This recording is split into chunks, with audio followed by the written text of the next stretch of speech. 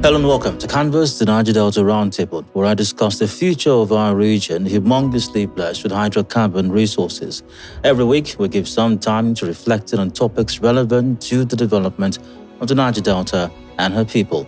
This episode, no different, we're here to focus once again on how to take our region to a more promising future. This podcast is sponsored by the operator of the NNPC Renaissance Total Energies Active Joint Venture, Renaissance Africa Energy Company Limited, headquartered in Port Harcourt. Thank you for joining. I'm Adedayo Elushakin. Our topic for this episode, the renaissance of Nigerian content. In today's episode, we journey into the heart of one of Nigeria's most transformative energy policies, Nigerian Content Development. It began as a bold vision to ensure that Nigerians are not just participants but leaders in the oil and gas industry. Now, over the years, that vision has evolved, shaped by policy, powered by partnerships, and driven by purpose. From the foundational work done under SPDC, where local capacity building laid the groundwork for a more inclusive industry, to the dynamic new chapter under Renaissance Africa Energy Company, Nigerian content is no longer just about meeting quotas. It's about unlocking potentials. We'll explore how this renaissance is redefining what it means to be locally rooted and globally competitive, how it's creating jobs, nurturing talent, and building a future where Nigerian ingenuity is at the center of energy innovation. Now, this is a story of continuity and change, of legacy and leadership, of how Nigerian content is not just surviving, but thriving. Again, today, the topic on Canvas is the renaissance of Nigerian content. And my guest is engineer Olanrewaju Olawi. Olanrewaju Olawi is General Manager, Nigerian Content Development, Renaissance Africa Energy Company Limited. Engineer Lanre has over 30 years of service in the oil and gas industry and has consistently delivered high-impact projects and driven business objectives while championing Nigerian content development and regulatory compliance. Olanrewaju Olawi, hello, welcome to Canvas, the Niger-Delta Roundtable. Thank you very much for having me. Good morning. It's been a long time coming, and before we started recording, I said to you, I'm glad we finally pulled it off. Here you are to talk Nigerian content. Thank you very much. It's been a pleasure indeed, a long time coming, but we're here now, so let's make it count. Great, let's get right to it then. Let's start with a broad view. What does Nigerian content development mean to you beyond the regulatory framework? So the regulatory framework essentially describes it as the quantum of value added in Nigeria, both in terms of services or creating value in terms of addition to production, manufacturing, etc. That's the definition by law. But a more passionate definition, in my view, is how Nigerians get to participate in the oil and gas business. And by that I mean where and how much we play in that space and I'm talking the entire supply chain. That is what Nigeria content means to me. And maybe to give it some context, I can recall when I first joined the oil and gas industry, starting from my days in internship, I can recall vividly, it was an industry almost entirely dominated by expatriates.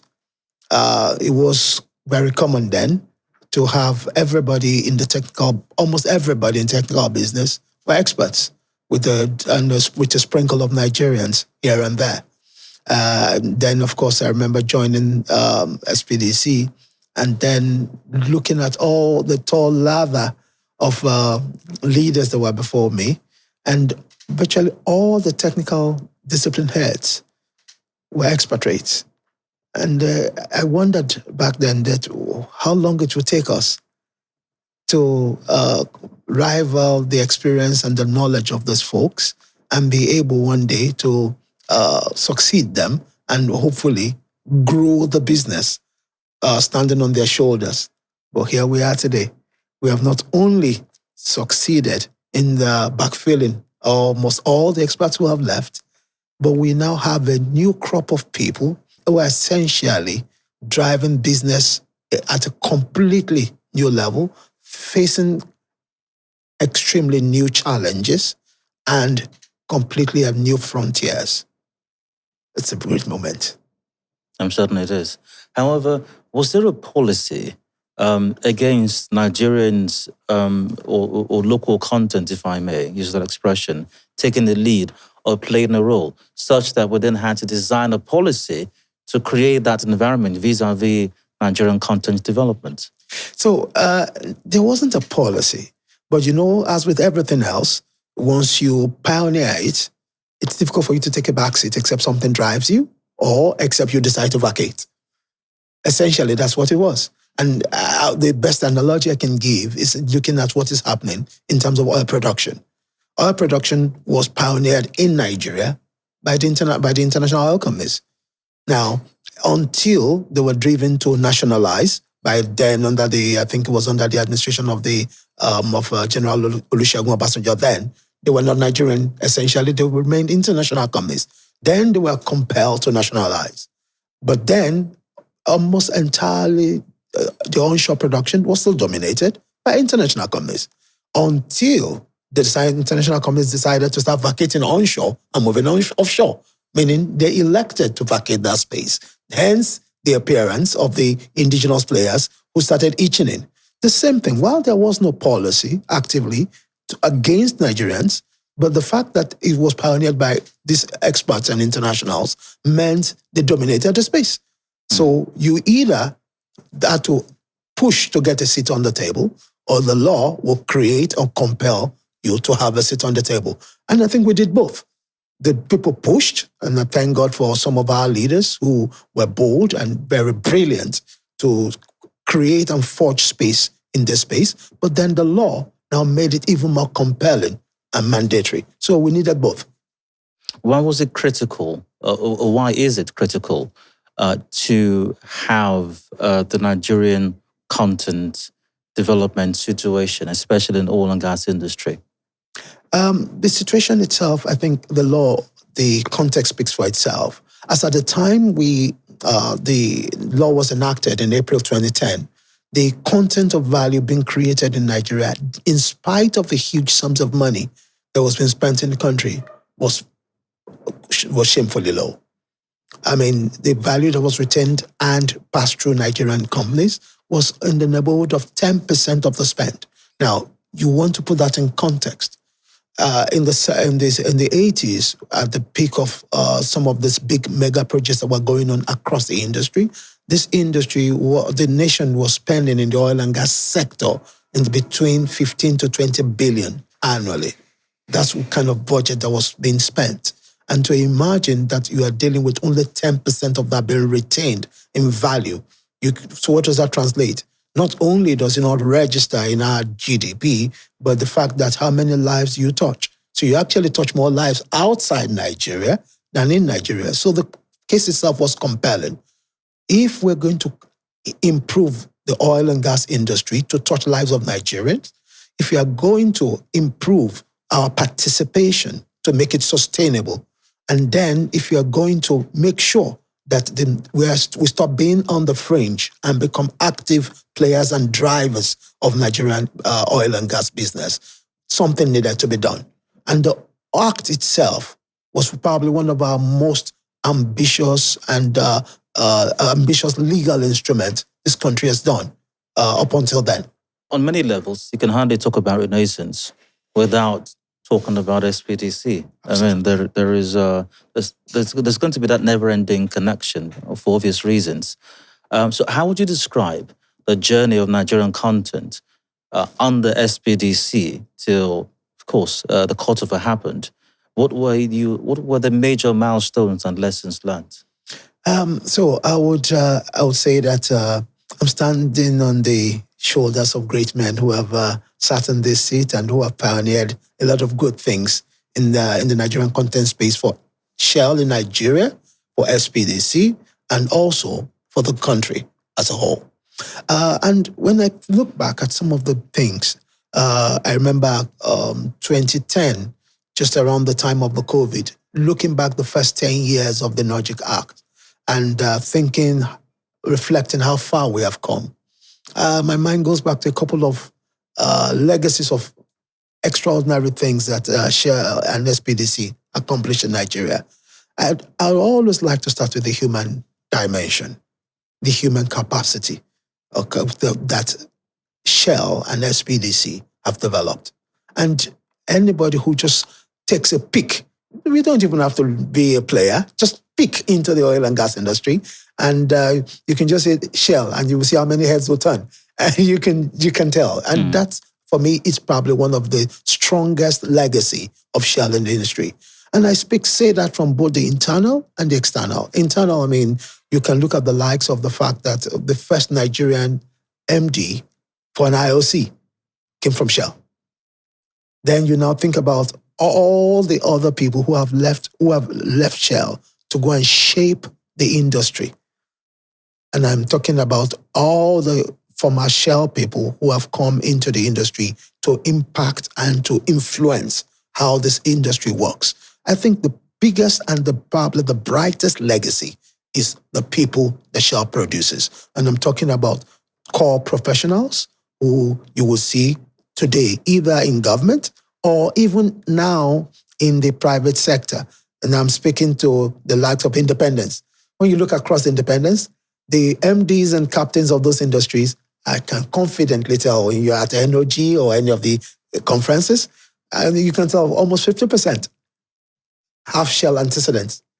And that speaks to the testimony of Shell. Now, if you just step out of that, then you now think about how we have influenced the making of the law from the time that Shell was using directives to implement local content, even when there was no law. That was ambitious, that was bold, that was strategic. Essentially, to not only to improve our supply business, but it was to empower Nigerians. So that itself was another legacy of first. Then we now talk about post-enactment of the law. Now talk about all the businesses that were started, all the partnering that was done, then the hand-holding of Nigerian companies so that they can find their footing in their areas. Partnerships forged on the back of Nigerian, on Shell's handshake or introduction to international partners. Then the marriage between companies when Shell brokered the partnership with many Chinese firms. Then the support to Nigerian companies in terms of technical mentorship, in terms of audit and support for manufacturing. I could go on and on, but it suffices to say that in this space, not only have we enabled the law, grown, developed people who are now movers and shakers in this space, but we have also enabled and touched the lives of Nigerians by working with small, medium, and large-scale businesses to become reputable businesses today. Now, with the transition from SPDC to Renaissance, what has changed in terms of Nigerian content, in terms of strategy, focus, or ambition for Nigerian content? So I'd like to first start by saying we're building on, not throwing away everything that we did in Shell, because it was good. There was nothing bad about it.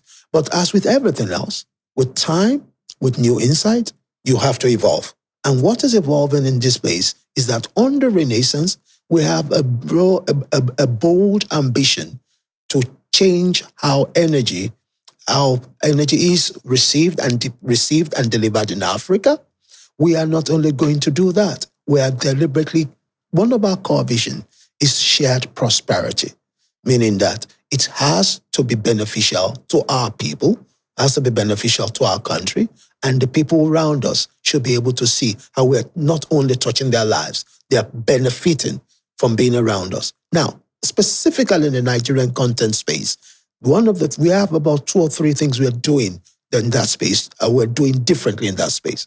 One of them is how we improve the partnership with communities, growing what we call our community content to make sure that the community people, our community contractors, our community representatives, and our host communities are not bystanders. Bystanders. They are active participants in our business. And by that, we are developing community content plans to bring many of them to become active players. So that's one. The second one is how we're working together with the regulator, the Nigerian Content Development and Monitoring Board, to improve institutional strengthening.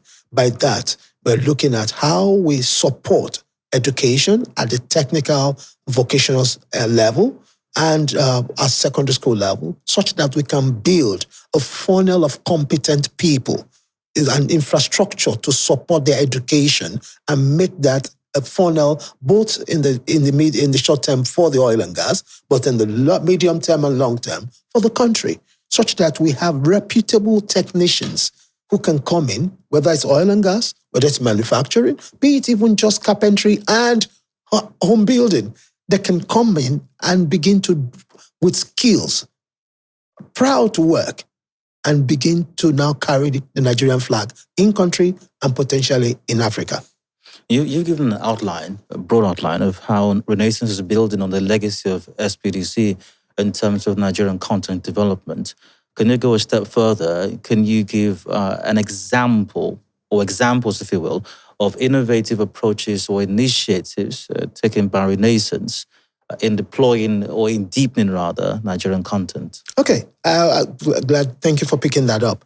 One of the ones I just talked about is I'll now pick maybe two of them. One of them I spoke about recently, just a few minutes ago, is about the Nigerian community content plans.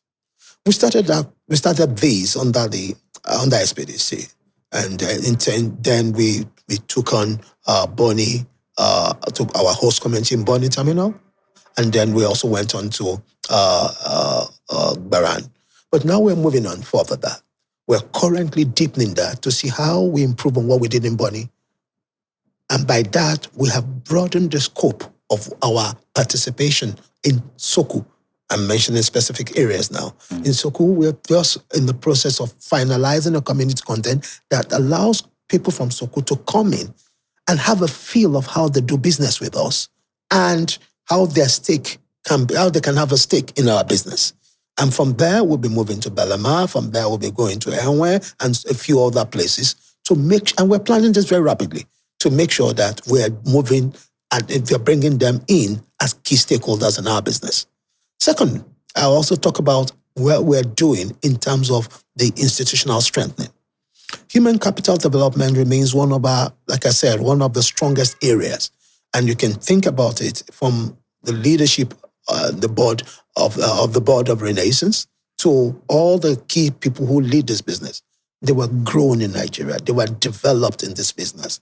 We also want to bequeath that to both the country and to the generation coming after, in particular, the generation coming after us. So what we're doing, we are involved in postgraduate scholarship, which we have been carried on from SPDC and which we are now doing stronger. In fact, by next week, we hope to be onboarding the first batch of our postgraduate scholars under Renaissance next week. Second, we are working together with NCDMB to make sure that we have a funnel of high-impact interventions in the technical vocational area, in the education systems, such that together with NCDMB, we can see how we high-grade institutions to influence education. We're doing something very important for those who may want to know at the Government Technical College in Port Harcourt here, just in Zoo here, Slaughter. Go there and see what we're doing there, how we're transforming that place to become potentially a model government technical college and a vocation center. By the time we're done with that, we're going to move somewhere else. Those are just the tip of what we have coming as Renaissance. You referenced local suppliers, contractors, and host communities a while ago. How is your department engaging with these persons, these groupings, to ensure inclusive growth? Okay, so one of the things we do deliberately is that on the back of almost all the conferences, almost all the oil and gas conferences, we go there scouting for people who are doing new things that we could bring in. And by that, I mean, we look for new vendors who have critical services that they could provide.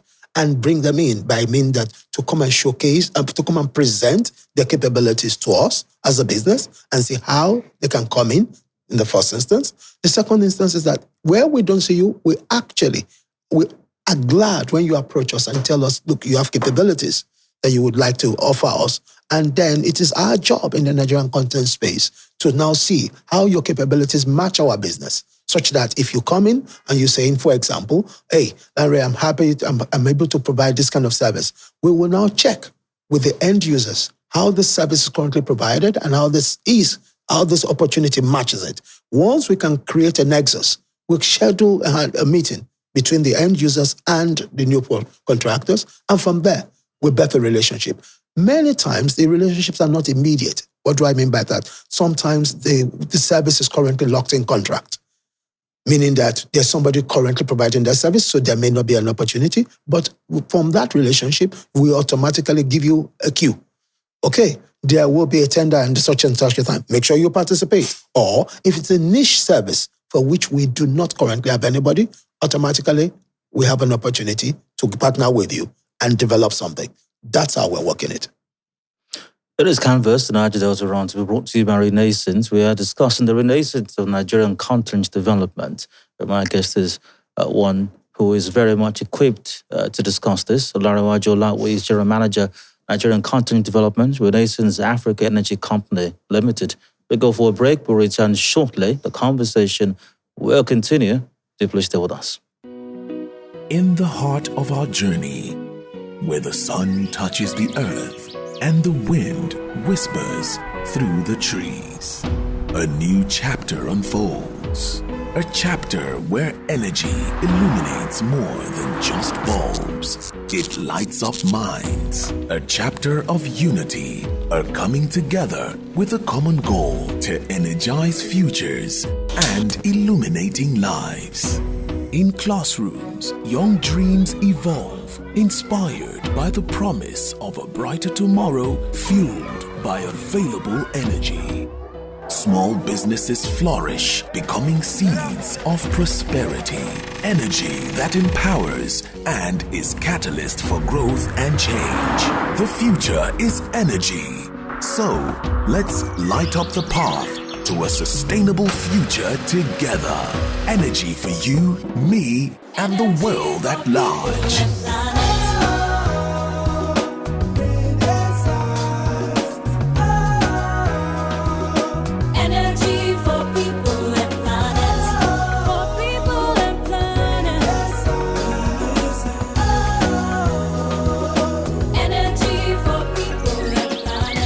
Energy for people and planet.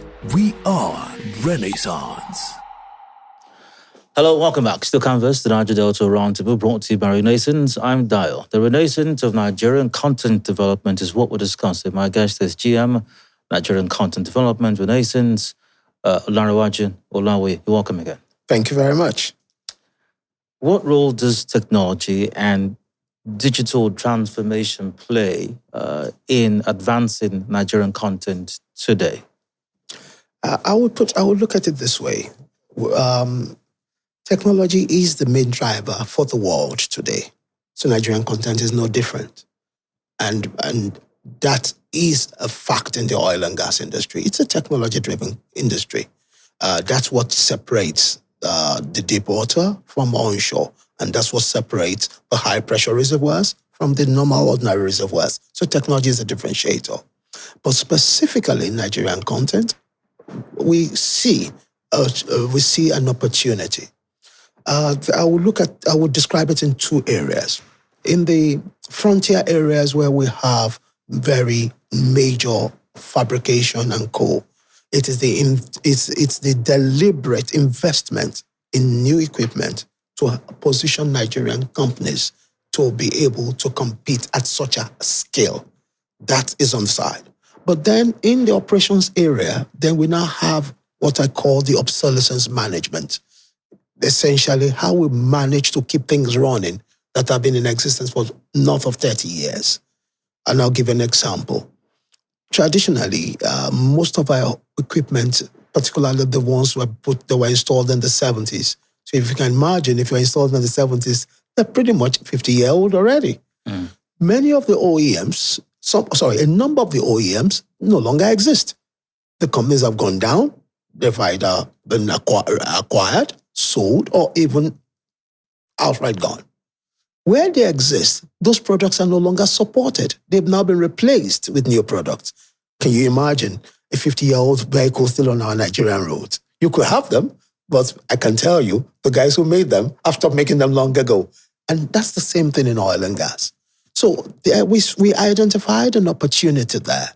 And one of the things we did there was to make a deliberate intervention in what we call the 3D printing. Now, 3D printing is the new kid on the block in manufacturing. It's called additive manufacturing. The traditional manufacturing was about starting bottoms up and making things from steel to casting and so on. 3D printing is the new kid on the block. It's essentially what the name is. It's additive manufacturing, meaning you are building up the things in layers. And it's such a brilliant technology. So together with the Nigerian Content Board, we are deploying 3D printing in Nigeria. We're working together and we have the first metallic 3D printer in country today, located in Lagos with Nigerian Foundries Limited. Now, what does this mean for anybody? It's essentially the ability to be able to print some of our old, obsolete products.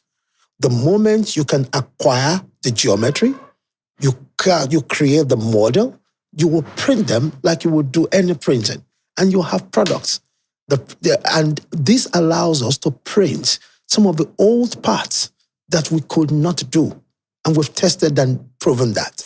Beyond oil and gas, we see linkages, meaning that many of the parts that exist in our old water corporations, our old railway corporations, some of the parts in the aviation industry, and many of the parts in the colleges that were acquired 20, 30 years ago, for which a small part broke down and they're unable to fix it and keep it going, we have the opportunity now to reverse engineer them and produce them locally. It's a new dawn. Believe me. It is heartwarming, and I do share your joy. I mean, I do like this huge smile on your face when you talk about these matters. However, the transformations in the digital and indeed technology space are quite critical for every industry. But our focus today is the oil and gas industry. However, in Nigeria, we don't own these technologies. Nigeria is not known for our prowess in the technology space, or digital space for that matter. Does this impact negatively on building Nigerian content, or how does it impact us vis-a-vis Nigerian content development? So I would say it doesn't impact us. It presents us an opportunity, and I'll speak to it. First, what it does is that it allows us to skill up our people to become active players in that place. Meaning, again, I'll go back to human capital. We deliberately expose, train, and give our Nigerian people opportunities in that space. First, by scholarships. Second, opportunities by internship. And third, making sure that there is a handshake between the people who are finishing from industry, from colleges to industry, meaning employment, internship, and so on and so forth. That's on one side. The second is now how we deliberately use and roll this out on a big scale. We are a country of about 250 million people with a very huge population of young people. This means that if we're going to make a dent in this space, we have to focus on these people. Hence, there is a huge opportunity here to see how we create a funnel of trainings that can get these young people into centers and begin to work with them. That's some of the things that we're working on together with NCDMB to see how we support the board, NCDMB, to use Nigerian content as an enabler in that space. Of course, the Honorable Minister of Information Technology is doing great things. Is doing great things in that space. But we see that oil and gas can play better by just being an enabler, meaning look for opportunities where the young people gather, give them initiatives, and watch them solve problems. We see that there's a potential Nigerian Bangalore in the making, and that's very soon. One might see how Nigerian content development would improve the quality of life for individuals or boost organizations, which would also improve the quality of life of individuals and their dependents. However, is there a connection between that and national economic resilience, or even national or industrialization on a national scale? And I'd like to reference again the earlier part of this conversation. You talked about the need for Nigerian content development and all of that. But even when we had the experts who were major players, I mean, the country got revenue from the activities. It funded our schools. It funded building infrastructure. We still got something from it. So deepening Nigerian content development, what is the connection between that and national industrialization? Is there even a connection at all? I think there's a connection, and I think it's probably even more obvious than we want to, we probably have noticed. And let me use examples. So go back 40 years ago, we had about 7 companies producing oil in Nigeria. How many people can they employ? So just imagine, each of them employ 2,000 people. So they have a maximum of 14, extreme situation, they are capable of employing 14 people. Today, 14,000. 14,000. Today, just by separating between SNEPCO and SPDC, now Renaissance, we now have a separate governance structure for Renaissance, separate government for SNEPCO. Renaissance itself now has its own employees standalone. SNEPCO still has to deal with us. For each company that is birthed under the auspices of the Nigerian content, remember, part of the Nigerian content under Section 3 is essentially that opportunities should be given to Nigerian players to participate, almost a right of first refusal in the onshore space. So by that law, you have enabled the likes of Renaissance, Aradel, ND Western, all of First EMP. You've enabled them and you've enabled their creation. And each of those companies employs driver. So you can imagine where you had one driver for Shell, and now you now have for Renaissance, for Aradel, for ND Western, for First EMP. You got maybe 4.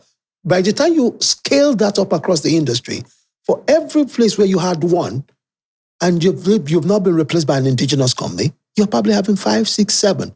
Where you used to touch 4 people indirectly, you're touching 35, maybe even 40 indirectly. That's on one side. The second side is now in terms of shared prosperity. The scale of what you could do under the big IOCs was good. They did their work and they touched lives.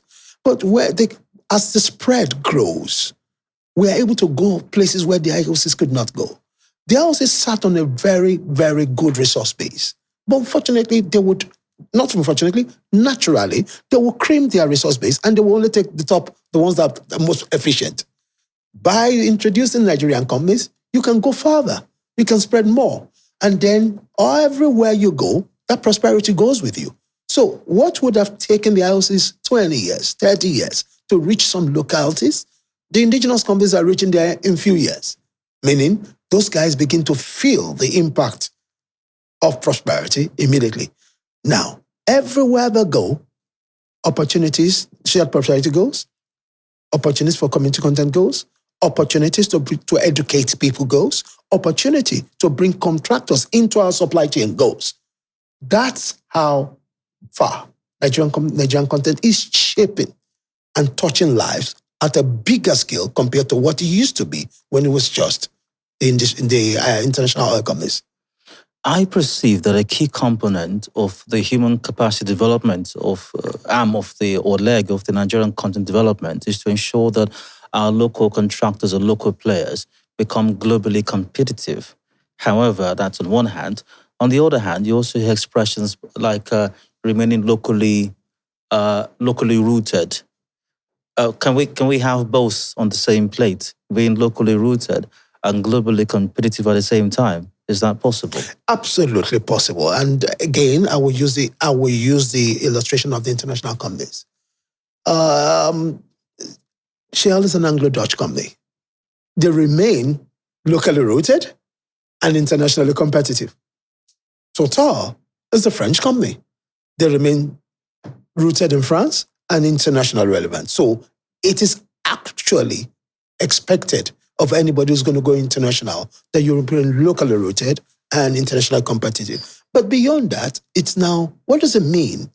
It essentially is the fact that you want to be able to retain your resource base and your roots in your home country, and yet still be able to go out and compete. And when I think about that, I think about the likes of Coleman Cables and see what they're doing in that space, how they've remained locally rooted, and now they're competing in cable making across the West African sub-region and even punching right across Africa. Now looking to become either the second or the first, the first or the second biggest cable maker in Africa. That's new territory, brother. And you can see that how did that happen? They were enabled by the Nordic Act.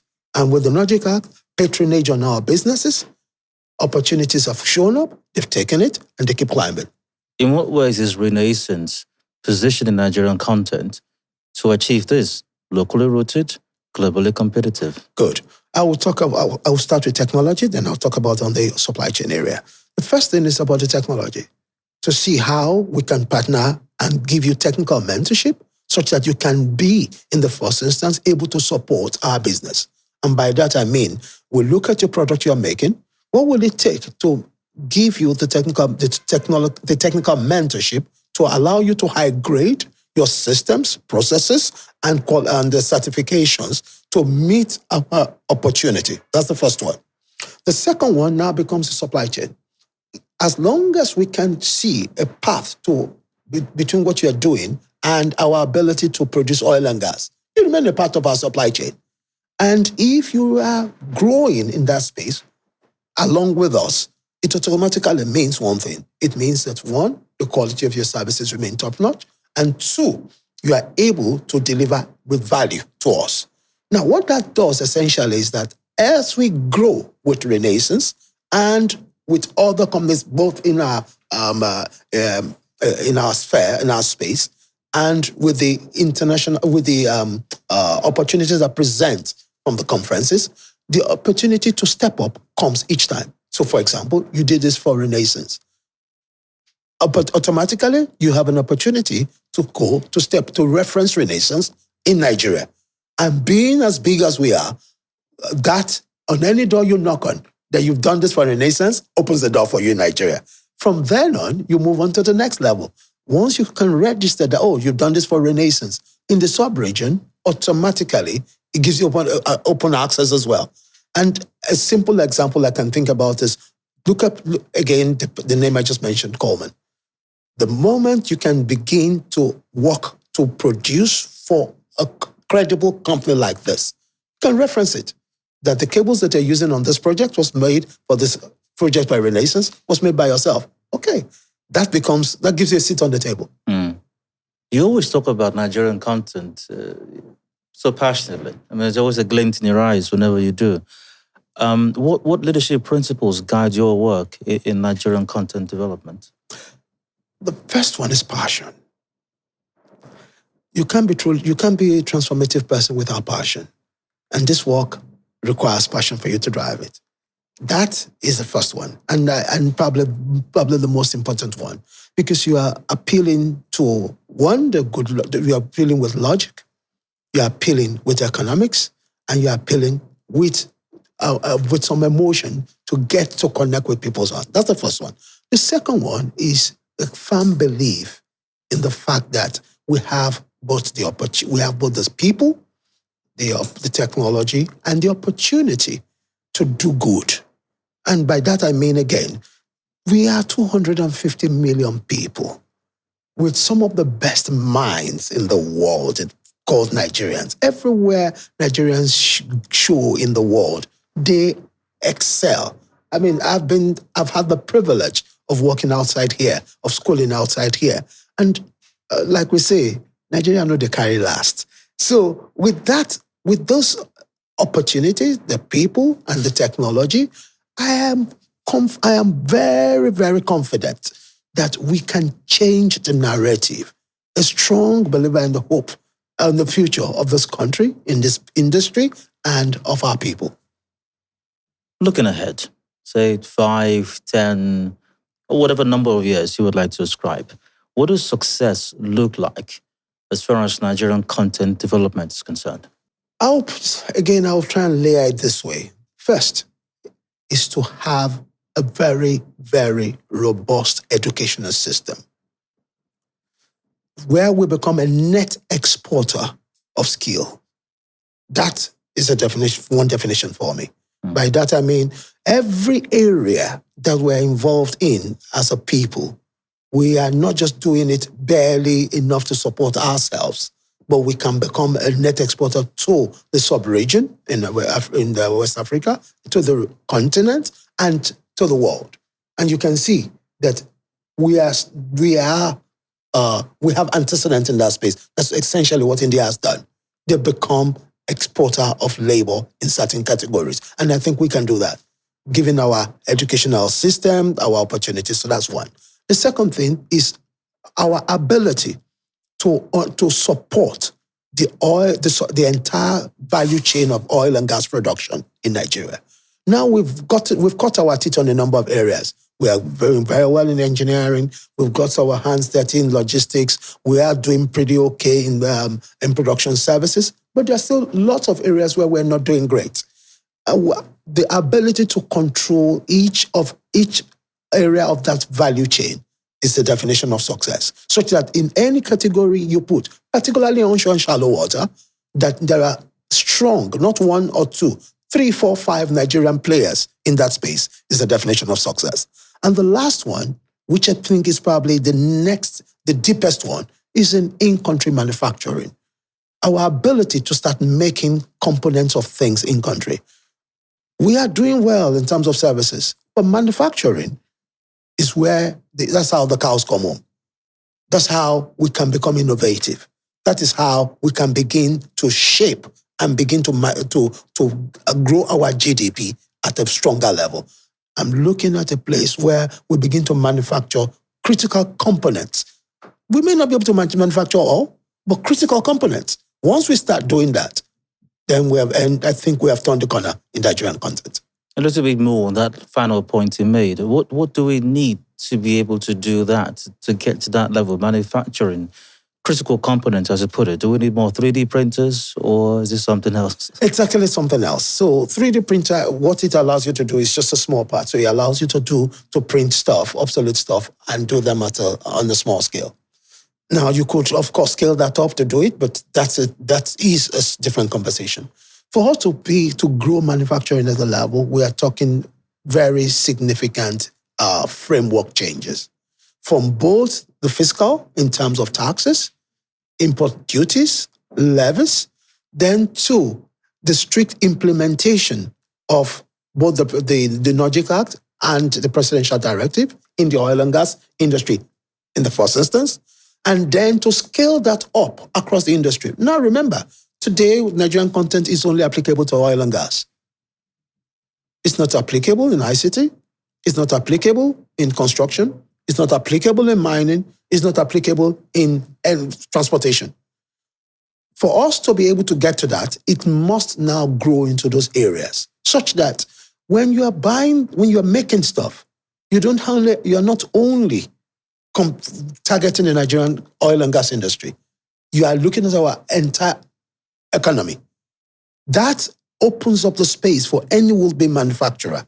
So even if all you are making is paint, and you know your paint is going to be used everywhere in the economy, that changes the order of magnitude. Today, it's only oil and gas. So those are the frameworks that must change. Now will now be superintended and monitored to make it transformative in that area.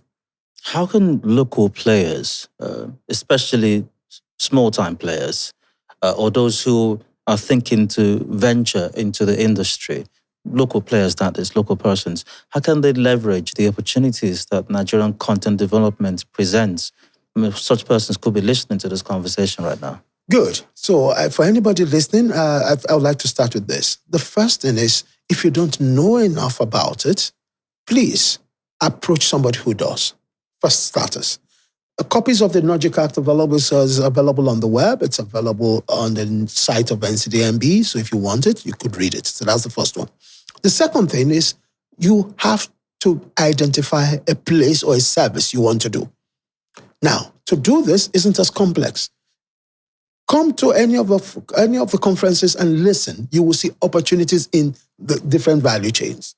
But even if you don't want to do that, if you just want to approach any of the companies, either be it ourselves, Renaissance, or any of the other operating or producing companies, we have people there who can talk to you and will gladly introduce you and talk you through what it means to take advantage, both from terms of registration as a community contractor, as a small, medium enterprise, and or as somebody who's already playing and wants to scale up in terms of you're looking for to be able to access funds, you're looking for technical mentorship, or you are actually looking to broaden your supply chain. We are available, to come to Renaissance. We'll gladly listen to you, and or feel free to walk up to us at any one of our exhibitions, and we'll be glad to do that. Considering we're not players in the banking industry or financial industry, do we discuss with these potential players or existing players how to access finance also? Yes, we do. We actually, Renaissance has a partnership with about 8 banks that allows these banks for people who are doing business with us to access funds. So there is what we call the contractor fund with the likes of the Guaranty Trust Bank, First Bank, UBA, Access Bank, Stanbic IPTC, Zenith Bank, Standard Chartered. It's quite a number of them to allow them access funds based on the business they're doing for us. But beyond that, the regulator NCDMB has what they call the Nigerian Content Intervention Fund that is available for people who want to work in the oil and gas business and to give them affordable loans at single digit. That is what NCDMB is making available. So both ways, there are opportunities. This has been quite the conversation, if you ask me. I'd like for you to leave the audience with one message, maybe 2, on the future of Nigerian content development. Okay, so let me again start. I'm a firm believer that we not only have huge potentials, we not only have great people, we can become a net exporter of skills and labor. Net exporter. And for that, we all need to rally together. And I mean at every level, at technical levels, at graduate level, postgraduate levels, and whatever. We can become a major player in providing skills to the world. We're already seeing it in terms of our medical doctors, our engineers all over the world. We can do more than that. So that's number 1. And I want people out there to believe. As many people as they're saying they're jackpotting from our country, don't worry. They will be part of our ambassadors abroad. They will be part of the people to remit money from diaspora. And they'll be part of people to come back and help us build this country. So that's 1. 2 is the fact that there is opportunity in manufacturing and you don't need to know people. There is opportunity there. And there are lots of people doing business who can do business, and you don't need to know people. If you believe you have something, you have a service, you have anything that is worth hearing, please, there are people that will listen to you and will give you the light of day, the time of day, if you are ready to put in the hard work. 3, if the Nigerian content remains a platform that can lift your business, should you need guidance, should you need access to funds, access to mentorship, opportunities exist in the entire spectrum that you can leverage, both through NCDMB or on the back of any of the projects that are being done to grow you.